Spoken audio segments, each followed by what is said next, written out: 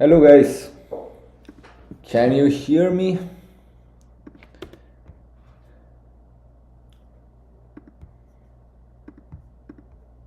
So what is click? Okay, the YouTube video for myself has been started, so I guess you should hear me well too. So, how was today's Leetcode contest for you guys? First of all, let me ask you that how many of you have joined the live stream using the link that I put in Leetcode website, and how many of you joined from Codeforces website? I mean, how many of you have joined here from Codeforces, the link in the Codeforces? How many joined from the link from Leetcode? CF.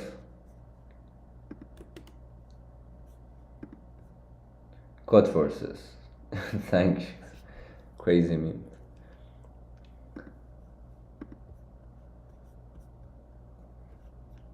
Okay, I see. What about the rest of you? What about the other ones? Thanks. YT search. Nice, nice. Well, as I see, I guess that my message in Leetcode will not be seen very well. If you want to support my work, I would appreciate it. If there's no pressure, definitely. But if you wanted to support my work, I would appreciate it if you upvote my message on Leetcode. That just helps that more people will see my message and can join the live stream. As I said, there's no pressure, but if you really like the live stream, I would appreciate it if you like it there as well, so that message can be seen by more people too. So, as I promised, today we're gonna discuss Codeforces solution discussion. Leetcode contest solution discussion as well. For myself, right now it's 11 p.m. I guess for you guys it's morning. So today I had two contests, solution discussions, one in Codeforces and one in Leetcode. Do you get paid by Codeforces? No, I do not get paid from Codeforces. Who always downvotes your LC comment? I don't know. You know, it's interesting. There's some people who like to downvote. Also in Codeforces, there are some suspicious periods of times that some people come attacked and just give a lot of downvotes. For example, it's positive and then some people come attack and make it negative. That happens. I mean, I don't know, some sort of rival or something. They also get -1 after downvoting. Thank you very much, Carl, for upvoting. I would appreciate it for the rest of you as well if you can upvote that. I believe that should help for the solution discussion link to be seen by more people. And I think that helps because as I see most of the people here are joining from Codeforces link as I see. Okay, so are you guys ready to start talking about the problems? I don't wanna keep you waited. The link is pinned. The link to my message in Leetcode is pinned. Do you see it or not? Okay. So, shall we start talking about the problems? Are you guys all ready? I think most of the people have also joined, so probably we can start talking. Okay, so let's start. Sure.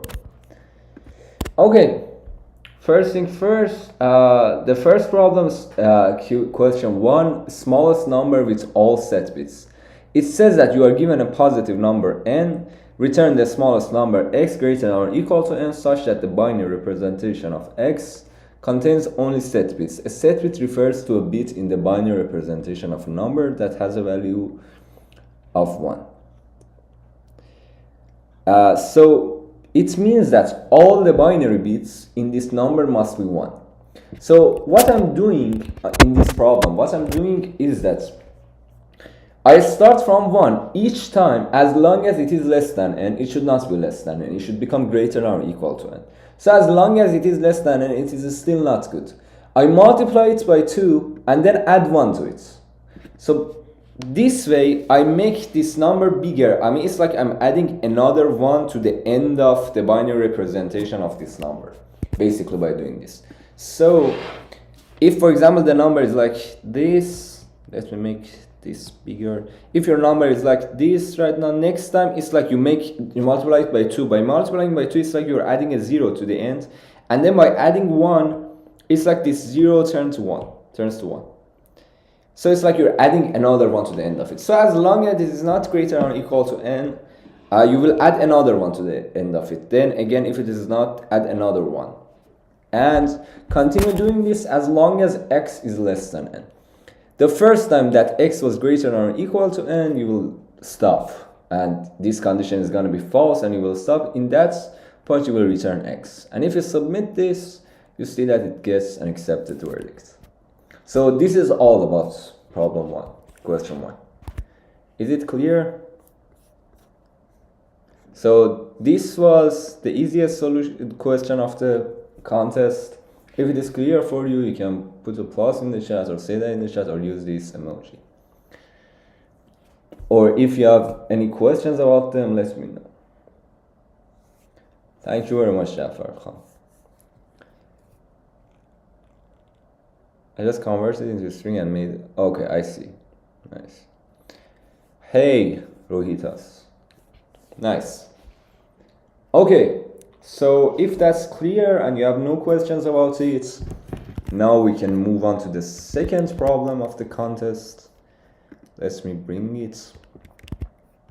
Okay, so the second problem of the contest. You are given an integer array nums. This array contains n elements where exactly n minus 2 elements are special numbers. One of the remaining 2 elements is the sum of these special numbers, and the other is an outlier. It's just a random number. An outlier is defined as a number that is neither one of the original special numbers nor the element representing the sum of those numbers. So you have n minus 2 special numbers. From the other two, one of them is the sum of those special numbers. The other one is an outlier, a number that is defined as none of special numbers and also not the sum of them.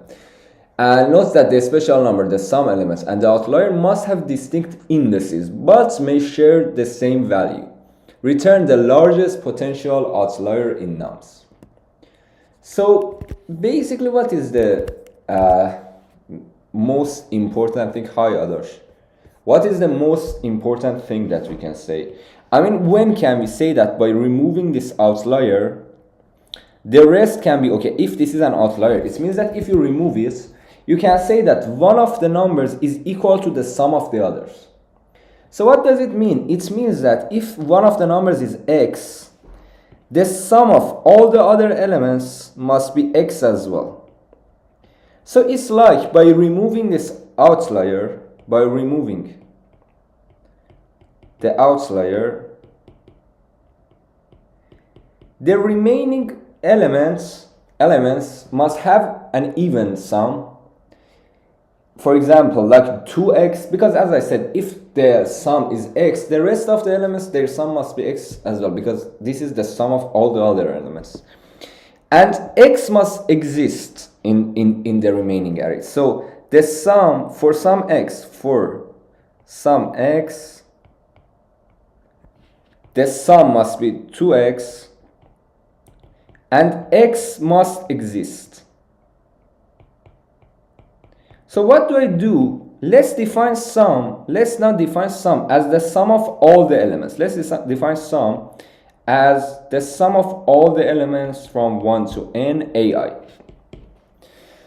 Okay, this is my sum. Now I want to find out if for some y this can be an outlier or not. In order to check that out, I say that first, I say that if y, sum minus y is even or not. Sum minus 1 is the sum of the new array after considering y as an outlier. If y is an outlier, then the other elements, the sum of the other elements is sum minus this y, because this y is being removed. So now this sum minus 1 must be an even number, and also sum minus 1 divided by 2 must exist as an element in here. If it exists, we can say that, okay, this element is sum minus y divided by 2, and the sum of the rest is sum minus y divided by 2 as well. Therefore, it is okay. I mean, this one can be the sum and the other ones can be the special numbers. So these are everything that we need to check. Why even? Well, it must be even because assume that it is not. I mean, let's consider that by removing this outlier, let's just consider the sum of the other elements. Assume we know that one element should be equal to the sum of all the other ones. So if you consider that element, assume that it is x. Well, the sum of all these other elements must be exactly x as well, right? So if this sum is x, the sum of all these other elements must be x as well. Therefore, we can say that the total sum must be 2 times x. Don't understand? Okay, sure, I will explain it again. Yeah, sum of all plus sum of other is equal to 2 times sum, so it will always be even. Yeah, the point is that, I mean, assume that you have removed this outlier. For the other elements, you know that one of them is equal to the sum of all the others. So assume that, for example, it's this one, and its value is, for instance, sum x. Okay, let's call its value x. This is the sum of all the other elements. So the sum of all the elements in here, I mean all the other elements is equal to this x. So it's like the sum of the whole thing is going to be 2x, or 2 times that sum. Because the sum of all the elements, we have the sum of all these elements, and also we have one variable sum. If you add them up, it should be 2 times sum. Okay. So yeah, sure, I will take an example as well. Let's assume that you have the first case, 2, 3, 5, and 10. Assume that you remove this 10. Then the point is the sum of the rest. I mean, we know that the sum of there must be an element that is equal to the sum of all the others. For example, in here, assume that 5 is equal to the sum of all the other elements. So we have a 5 itself, and we know that the sum of all the other elements is 5 too. So in here, our x is equal to 5. We know that our sum variable is 5, and the sum of all the others is equal to this as well. So it's like at the end, we're going to have 2 times 5. This is 5 itself, and we know that the sum of other variables is 5 too. So the total sum is going to be 2 times 5, or it needs to be 10. So if that happens, if it is a good way, it means that if you consider the variable sum, I mean the value that is equal to the sum of all the others. If it is x, the sum of all the others must be x as well. So in total, you're going to have 2 times x. Okay, we lost the iPad. I don't know why we'll lose it, unfortunately. And it seems like we still have Codeforces logo in here, even though this is not a Codeforces contest. It's a Leetcode contest. Let me see if we have, yeah, in here we also have Codeforces logo. I should change it to Leetcode for the next contest. Okay, iPad is back. So I'm saying that if you consider all the other elements, one of them is equal to sum of the others. If this is x, we know that the sum of the others is equal to x as well. So this sum of these ones must be equal to the same x. So the total value is going to be, the total sum of all the other elements must be 2x. Okay, so you have a set of numbers and their sum. What is the sum of all of them? It's equal to 2 times sum, because these ones have their sum, and we have another variable sum as well. So we have sum plus sum, which is 2 sum. Is it clear now? So first of all, we can say that when you remove the outlier, the sum of the other variables must be, I mean, if assume that this is y, and now this variable sum is the sum of all the elements, or let's call it s. Let's call it as s. S is the sum of all the variables that we have at the beginning. When you remove a y, the sum of the other variables is gonna be this capital S minus y. So this value must be even, and the point is that s minus y half must be somewhere in here. S minus y half must exist somewhere in here so that it would be equal to the sum of all the other numbers. If, for example, this element is s minus y divided by 2, we know that the sum of all the other elements is s minus y divided by 2 as well, because we know that the total sum is s minus y. So if this one is s minus y half, it's going to be equal to the sum of all the others. Okay, in here our x is going to be s minus 1 y half, because now, as I said, the sum of the others must be equal to 2x. So now the sum of the others is s minus y. It must be equal to 2x. So x must be s minus y half. So the variable that is equal to sum of the others must be s minus y half, and those values, the sum of those values must be s minus y half as well. In this way, the sum of all of them is s minus y.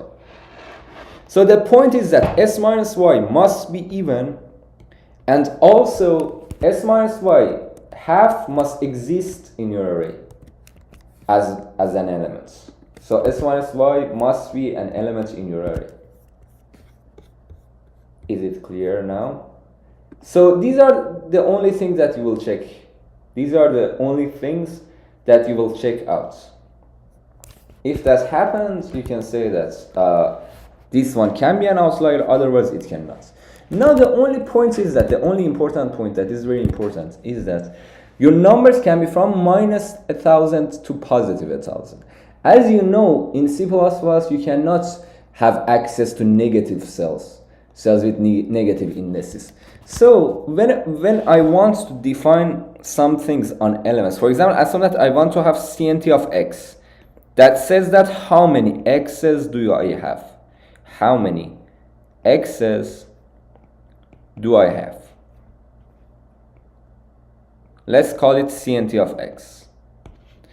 We know that x cannot be negative. So the point is that I will consider, when I want to access my array, I temporarily add 1,000, so that instead of considering CNT from minus 1,000 to positive 1,000, I consider it from 0 to 2,000. So basically, it would be easier to understand when I show you my code as well. Let me also show you my code. Assume that, first of all, I define CNT. CNT stores that how many of each element do I have. CNT of 1,000 plus x says that how many x's do I have. Why I added 1,000? Because I want that even if x was minus 1,000, when I add 1,000 to it, it would become 0. So it's not negative anymore. I do that because I don't want my array to have access to negative numbers, because that's going to be out of bounds. So for any integer, first of all, I say that CNT of 1,000 plus x plus plus, sum plus equal to x. And we know that sum will fit into integers, because we have n elements and each number is up to 1,000. And n is up to 10 to the 5th. So this total sum is going to be up to 10 to the 8th.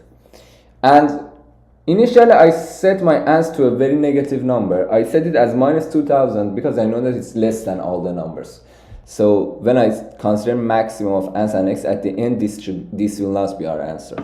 And since it is guaranteed that at least one such x exists, it is guaranteed that at least one potential outlier exists, I know that at least one of these x's would work. So when I say ans equal to maximum of ans and x, it would definitely not stay at minus 2,000. So I set it equal to minus 2,000 so that I'll be sure that it's less than all my values. Then I have a for on all my numbers. First of all, I say that CNT of 1,000 plus x temporarily minus minus. So first of all, I say that, okay, assume that I removed this number. So I should subtract 1 from its CNT. Then I say that val is equal to sum minus this x. And then I say that if val modulo 2 was 0, if it was an even number. and val divided by 2 was between minus 1000 and positive 1000, val divided by 2. Because we know that val divided by 2, as I said, must exist in our array. Therefore, it cannot be less than minus 1000 and greater than 1000. If it is, it definitely does not exist in our array. So I do not need to check CNT. If I check, I might get an out of bound error. So if val divided by 2 must be greater than or equal to minus 1000, and val divided by 2 should be less than or equal to 1000. If that happens, I check CNT of 1000 plus val half. If that was non-zero as well, it means that I have val half in my array. So I have all the conditions. All the conditions are true. Therefore, x can be an outlier. I just say that ans equal to maximum of ans and x. And at the end, this CNT that I subtracted 1 from it, because I assume that I'm removing these elements, I give it back. I give it back, and at the end, I will just return my ans. I'll give it back to it and move on to the next x. This way I can find out all the x's that would work for me. And I will return the maximum one of them. Is it clear now? My face covered the code. I see. Sorry for this, and thanks for mentioning. Let's make it bigger. So I was just saying that if val modulo 2 was 0 and val divided by 2 should definitely be in this range from minus 1000 to positive 1000. Otherwise, it definitely does not exist in our array. As I said, val divided by 2 should still exist in our array, so its CNT must be non-zero. If val divided by 2 is less than minus 1000 or greater than 1000, it definitely does not exist in our array. Otherwise, I say that if CNT of 1000 plus val half was non-zero, it means that val half exists in our array still. Ans is equal to maximum of ans and x. And at the end, CNT of 1000 plus x plus plus. And if I submit this, you see it will get an accepted verdict. Is it clear now? If it is clear, please use this emoji or put a plus in the chats. This was hard. Well, it's still the second round. I agree that maybe sort of it can be hard. Yeah. Could we use map? We could also use map. Yeah, you're right. We can also use map. That would also work. Yes, yes. If you are more comfortable with using maps, you can definitely use hash maps as well. Yeah. Nice, nice.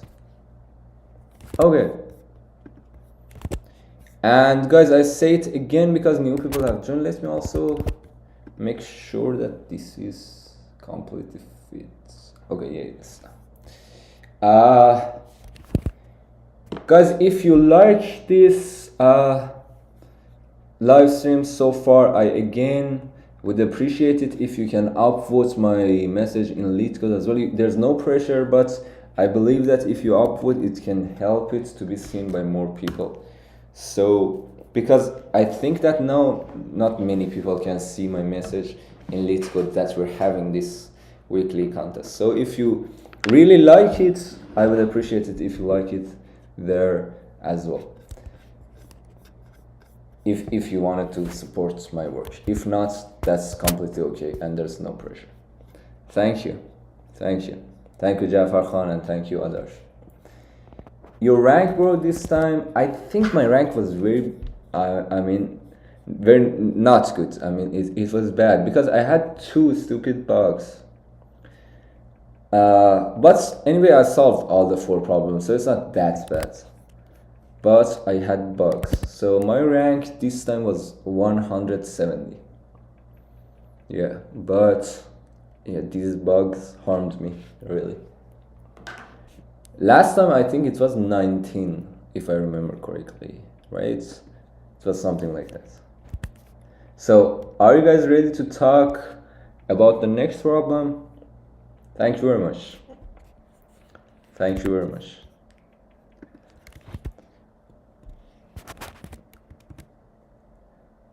Okay. So let's now talk about the problem C. Let's go. So, and guys, as far as I know, next week there's both weekly contests and bi-weekly contests. So I try to absolve both of them as well next week. So I try to continue having these Leetcode contests for every possible contest. So hopefully I can do both of them next week. So let's talk about the next problem now. Let me move a little bit. Okay. So it says that there exist two undirected trees with n and m nodes with distinct labels in range 0 to n-1 and 0 to n-1 respectively. So you have two trees, one of them of size n, one of them of size m. And you have all the edges are given to you, and in both of the trees. And node u is target to node v if the number of edges on the path from u to v is less than or equal to k. So you have two trees. They are given to you. The nodes and their edges are given to you. And then you say that node v is target to node u if and only if their distance is at most k.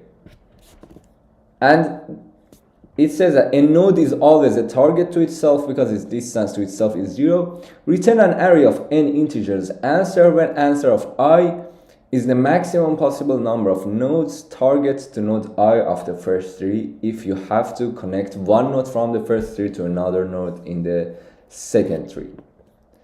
Note that queries are independent from each other. That is, for every query you will remove the added edge before proceeding to the next query. So basically what it's saying is this. We lost tablets again. Sorry for that. I don't know why this keeps happening. So basically it's saying that you have these two trees. For each vertex, you want to see that if you add an edge between one vertex from this tree, for each vertex in the first tree, you want to see that if you add one edge from one of the vertices here to any vertex in the other tree, what is the maximum number of targets that this vertex can have? Or in other words, you want to maximize for each vertex v, you want to maximize the number of vertices that you can get to them by using at most k moves. So the distance would be at most k. Will you do target distribution of permutation graph? Yeah, sure. If you vote for that, I will for sure cover that. So, okay, now the point is that the first thing is that whenever you want to find, as soon as you want to add an edge to maximize the number of targets of vertex v, first of all, I'll say that it's always optimal that you add an edge from v itself to something else. If you want to maximize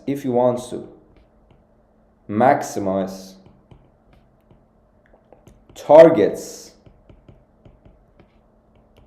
of v,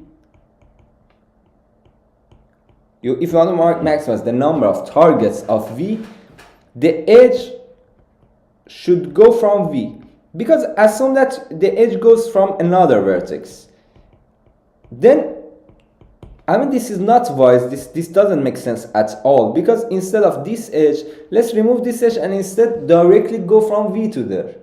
This way you can easily, it's gonna be easier for you to reach other vertices. Because otherwise you need to first go here and then go there, and in the other tree you will be able to see less vertices. So it always makes sense to start from vertex v itself when you're adding edge. Thank you very much, Adarsh. I would be happy to teach you as well. Thank you. So anyway, it would be good to add an edge from v itself to one vertex in the other parts. So what do I say? The first thing, as I said, the first fact is this. If you want to maximize the targets of v, the number of targets of v, the edge should go from v itself. Then I say that I want to find out what is the best choice for the vertex in the other parts. Well, the point is that if you go from v to a vertex like u in here, then you can go to any vertex that its distance to u is at most k-1 in here. So you can go to any vertex in the other tree that the distance from you to that vertex is at most k minus 1. So the point is that you can count for each vertex in the right hand side, in the right tree. You can find out that how many vertices you can see by k minus 1 edges, and it's always optimal to add this edge to the vertex u with the maximum value, with the max value. So as I said, we want to add an edge from v to this vertex v to some vertex u. Okay. From that vertex u, we can visit all the vertices that their distance is k minus 1. Okay, so because first we have one edge. We have one edge to go from v to u, and then we can go for k minus 1 other edges to visit the vertices there. And then our total distance from v to that vertex is gonna be at most k. So you can count for every vertex that how many vertices it can see by k minus 1 edges, and it's always optimal to choose the vertex u that this value for it is maximal. And at the end your answer is gonna be the number of vertices in the right side that the distance from u to them is k minus 1. For each vertex you see that how many vertices are within distance of k minus 1 in the right side. And in the left side, for each vertex, you see that how many vertices are at distance at most k from this vertex v. And at the end, your answer for v is gonna be this value plus this value. I mean the number of vertices at distance k from this one plus the number of vertices at distance k minus 1 from this one. So as I said, it's always optimal to choose some u from the right hand side such that the number of vertices within the distance of k minus 1 from the vertices in here, this will be maximized. Because as I said, if you add an edge from v to u, all those vertices are gonna be targets to vertex v, are gonna be a target for vertex v. So you need to pick a vertex that maximizes that value, maximizes the number of vertices that it can see by k minus 1 edges. So for each vertex, so the point is that there's one u that maximizes that value, and for any vertex, if you want to maximize the number of targets of that vertex, you will add an edge from that vertex to u. I mean, you will add an edge directly from that vertex to u. And what is the characteristic of u? The only characteristic of u is that it has the maximum number of vertices that it can reach by k minus 1 edges. So how can you calculate that? The point is that n and m are up to 1,000. So you can easily run a DFS or a BFS because it is a tree. Even by DFS you can find the distances, you can find the heights of the vertices. So for any vertex you can see that if you consider it as the root of this tree, how many vertices are gonna have heights less than or equal to k minus 1 in the right hand side. And in the left hand side you can see that for any vertex, if you start your DFS from any vertex, how many vertices are going to be at height at most k. And at the end your answer is going to be sum of this value for each v, the sum of the number of vertices in here plus the u that maximizes the number of vertices in here. Is it clear? I mean, I'm going to show you my code as well. But so far, is the theory part clear or not? Oh shit, I've lost the screen.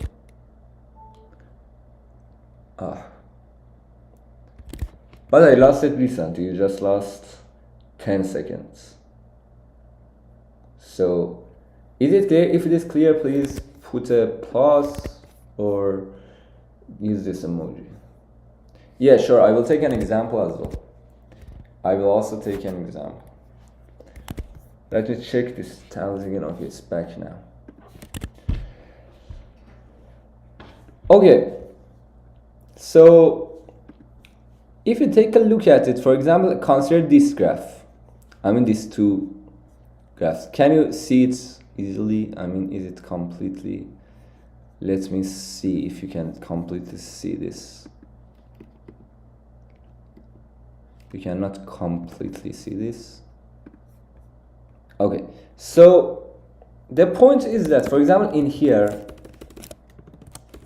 sorry, Okay, in here, if your value of k is 2 in the first example, so in the left hand side you count that for any vertex, how many vertices you can see by distance at most 2. I mean, how many vertices are gonna be targeted to them. So you will consider k in here. How many vertices have distance at most k from vertex 0 in the left hand side, in the left tree?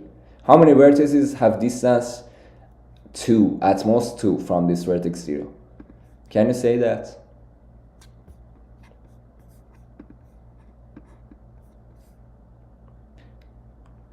So I'm saying that in the left tree, how many vertices are gonna have distance 2 from vertex 0? 4, to be more precise, is 5. I mistakenly said 5 while I was talking. So it's gonna be 5 because you should calculate 0 itself as well. So I mean, I think the only thing that you didn't calculate was 0 itself. But 0 is a target to itself as well. What about this 1? How many vertices exist for this 1?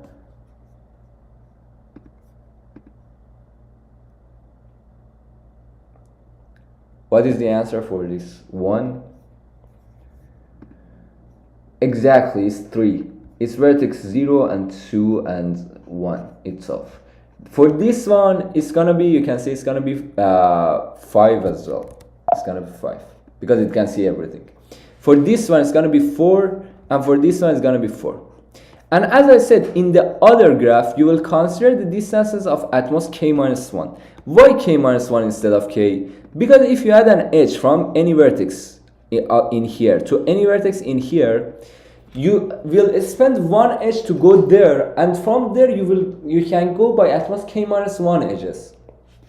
So when you add this edge, the distance to here must be at most k minus 1. The distance to this vertex must be at most k minus 1 because you already have spent one edge to come to this vertex. So in the right hand side, you will see that what are the distances with k minus 1 edges. So again, for this vertex 0, we can say that the number of vertices that they have distance at most 1 from it is gonna be 4 because it's 0 itself, 1 and 2 and 3. For this 2, it's gonna be 3. For this 7, it's gonna be 2. For this 3, it's gonna be 2. For this 1, it's gonna be 3. For this 4, it's gonna be 4. And for this 5, it's gonna be 2. For this 6, it's gonna be 2 as well. And then, as I said, in the right hand side, I will only consider the maximum number. For example, in here 0 is maximum. 4 is also maximum as well. But I can pick any of them. For example, I pick vertex 0. And it gives me 4 vertices. The point is that if from any of these vertices I add an edge to vertex 0, in the right hand side I can see 4 additional vertices as well, including 0 and all the other vertices that they are within distance of k minus 1 from it. So the point is that from the right hand side I will pick the one that has the maximum value, and I can add this value to any of these elements. So I can add 4 to each one of these elements. By adding an edge from them to vertex 0, I can add 4 to each one of them. So at the end, my answer this way is going to be 9 for vertex 0, 7 for vertex 1, 9 for vertex 2, 8 for vertex 3, and 8 for vertex 4. So it's going to be 9, 7, 9, 8, 8. And you can see that it is really that. 9, 7, 9, 8, 8.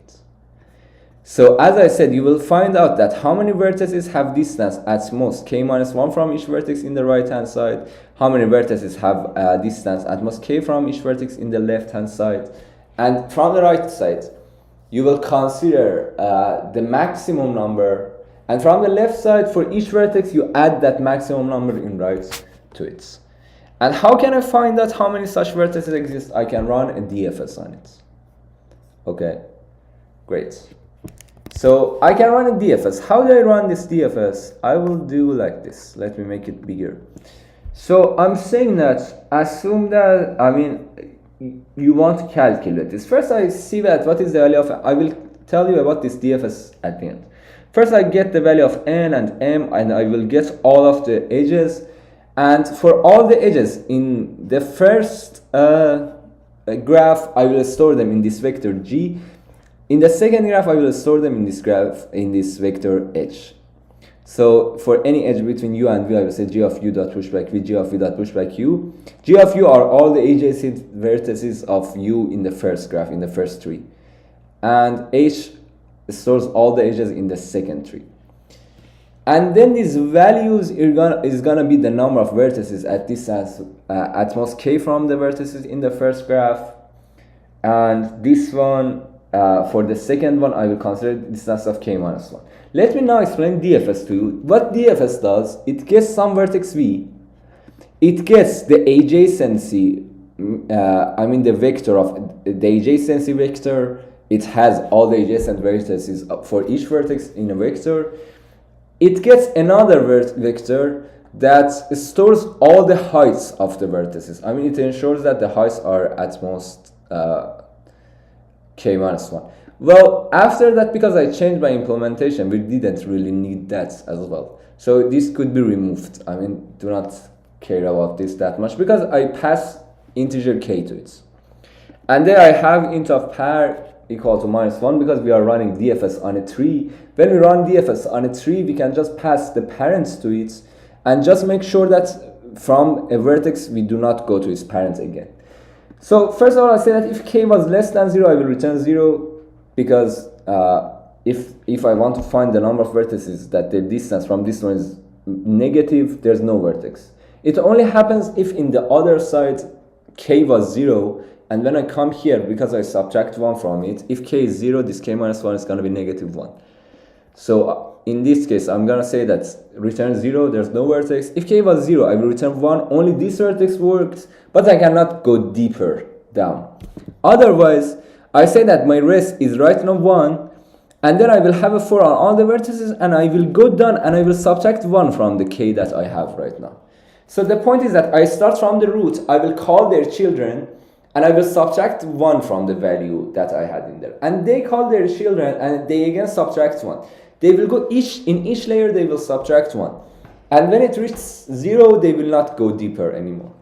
And they just count that how many vertices are going to be at this distance. So this DFS calculates that how many vertices are within that distance. When I calculate it for the second graph and for the value of k minus 1, I will consider the maximum of them. And then for each vertex in the first tree, I will calculate this value and add mx to it. And then it's going to be the result of that vertex. And at the end, I can return res.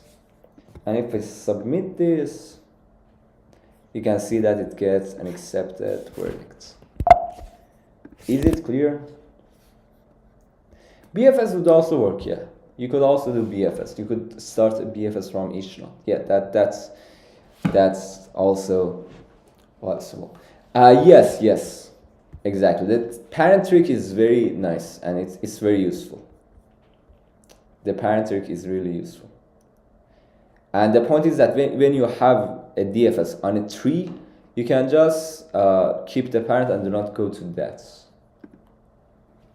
Awesome. Is it completely clear? If it is clear, please use this emoji or put a plus in the chat. Yes, sure. The parent trick is that when you run a DFS on a tree, you can just store that what was its parents and do not go back to that vertex again. You do not need to keep a vector of all the visited vertices. Just keep that this vertex is visited, do not go there again. You can just keep that, what was its parents, and we make sure that from a vertex we do not call its parent again. This way we are sure that we will not stuck in cycles, and therefore we will make sure that the new vertices will be visited.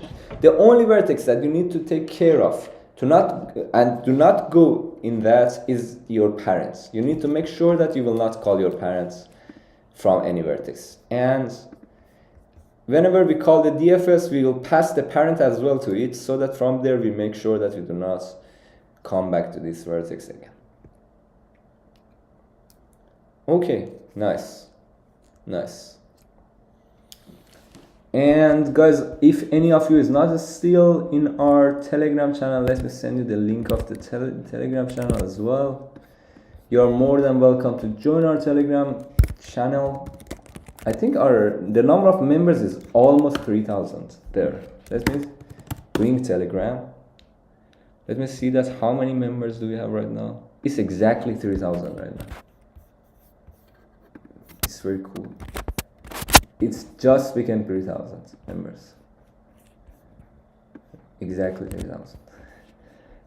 Nice. So happy 3,000. Our community has 3,000 people right now. And again, I mentioned that if you want to support my work and you really like this live stream, I would appreciate it if you upvote my message on Leetcode as well. That would help that it will be seen by more people. Let me also send it again here. So it was 2,999. So you made it 3,000 then. Nice. Okay, so are you ready to discuss the last problem as well? Problem D of the contest.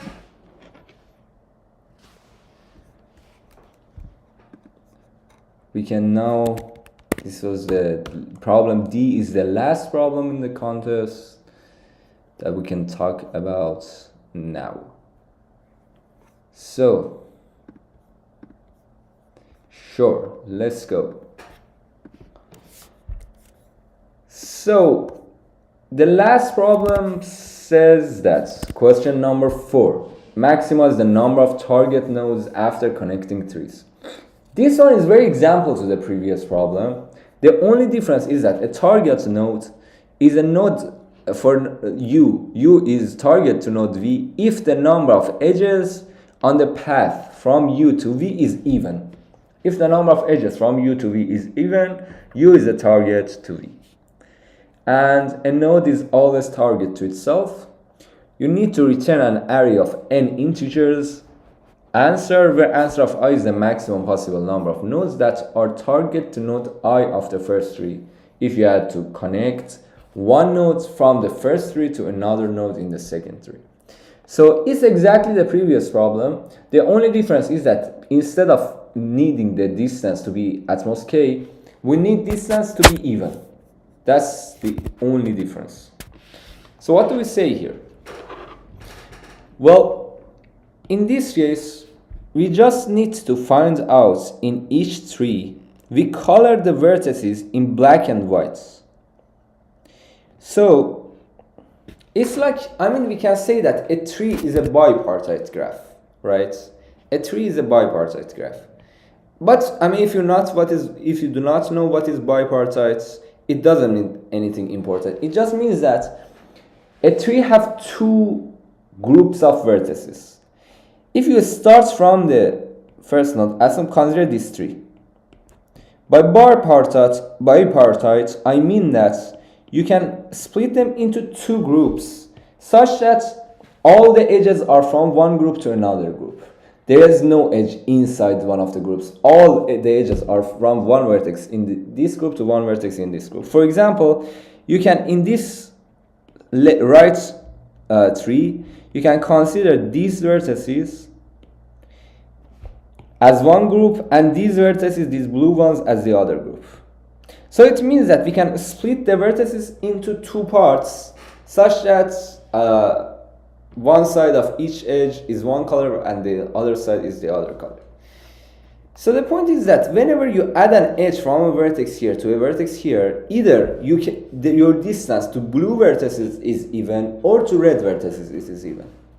Only one of these two cases.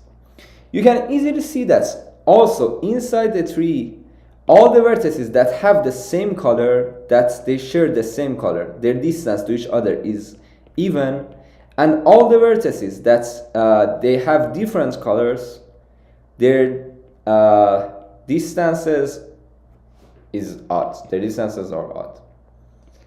So these colors really help you to find out the answer. The point is that you can find out in the right hand side how many red vertices you have, how many blue vertices you have. For example, in here in the right hand side, right tree, you have 6 red vertices and you have also 6 blue vertices. So we're unlucky a little bit. Let's add 2 edges. I don't want them to be equal. so that you can see the difference. What do we do when they are different? Assume that we have 8 red vertices in here and 6 blue vertices in here in this example. The point is that it's better to add an edge in a way that your distance to the red ones is gonna be even, and your distance to the blue ones is gonna be odd. For example, assume that you want to find the answer for this one, for this vertex. Let's consider that you want to find the answer for this vertex. You know that from its own component, its distance to the ones that their color is equal is gonna be even. And you can also see that these colors are only the parity of the height of the vertices. For example, the first vertex is at height 0, the second one is at height 1, the third one is at height 2, hello Nikhil, and so on. So this color can be calculated based on the parity of the heights that they have. And you know that from the left side, you will have 4 vertices that are going to be good, that they have the same color. And from the other one, it's good to add an edge in a way that the other color can be added for us. So you can add an edge from another vertex, for example, to this one. Or you could instead add an edge from this one to this one, to a blue edge in the right hand side. And do not forget that your values of n and m are at least 2. So each side has at least 2 vertices. Oh, I hope that you understood what happened, and I think now there was a shock on the camera, but it's okay. It looks like something has happened here.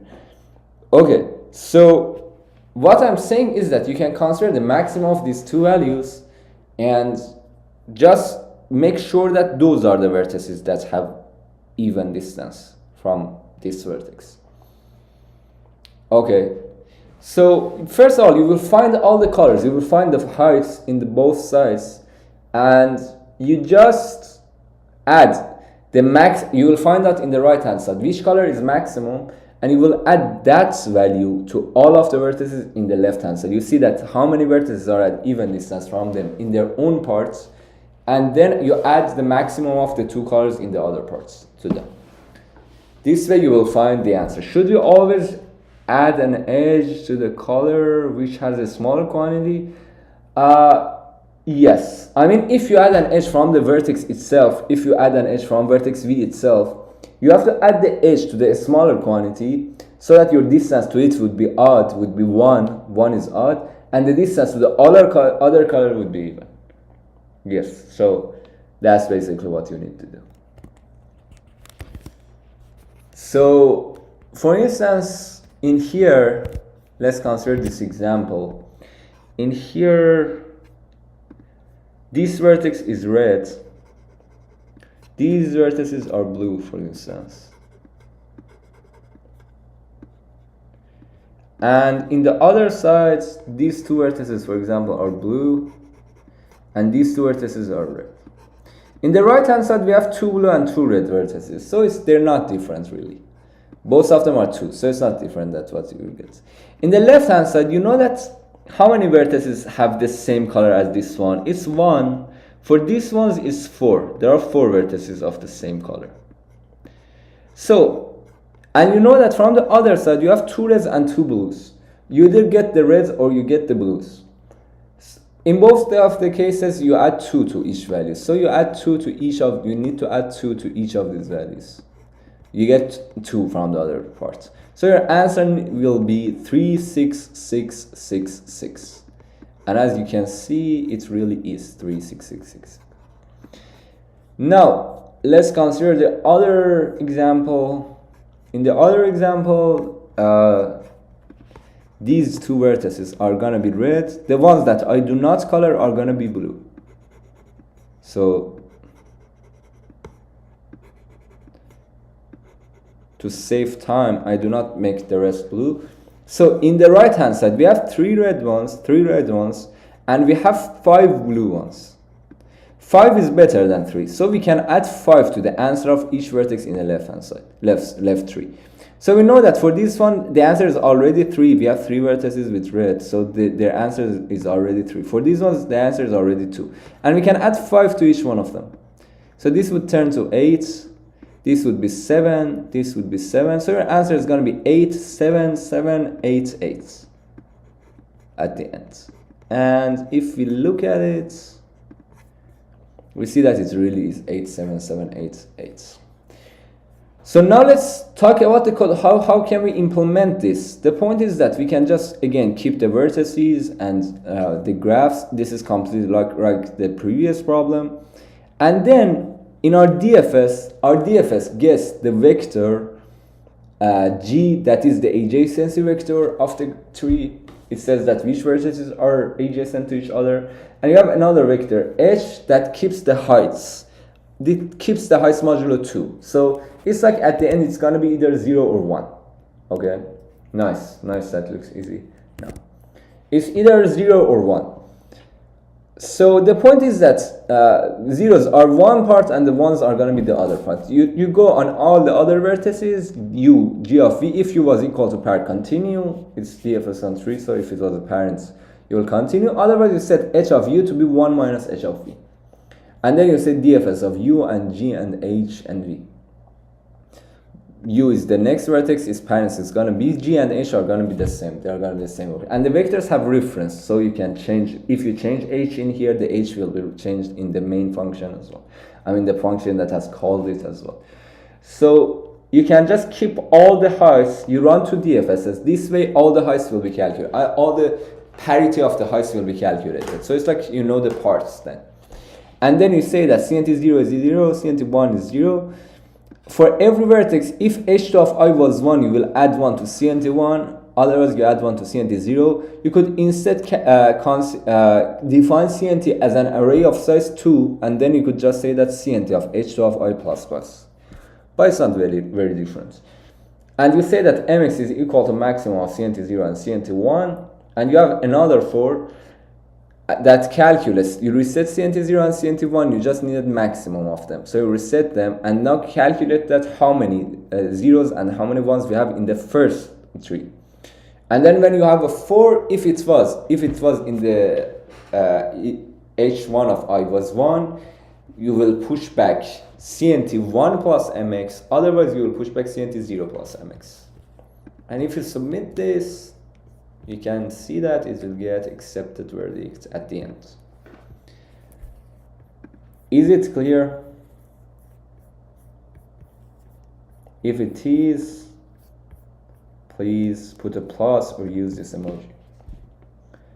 And by the way, I would definitely appreciate it if you really liked this stream and you learned something from it. I would again appreciate it if you liked the video on YouTube as well. That will also help.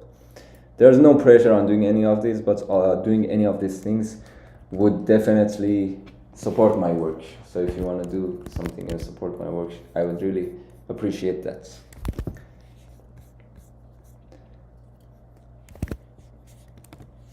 And thank you guys very much for upvoting the comments on Leetcode as well.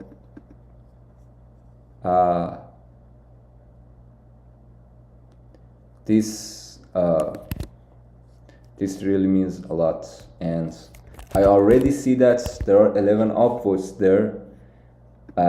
Thank you very much. I mean, this really means a lot to me, and this is the reason that keeps me motivated when I see that people are this kind, and it keeps me motivated to continue making these videos. Thank you very much, guys. If you have any questions, you can ask me. Otherwise, I think we can end the stream now.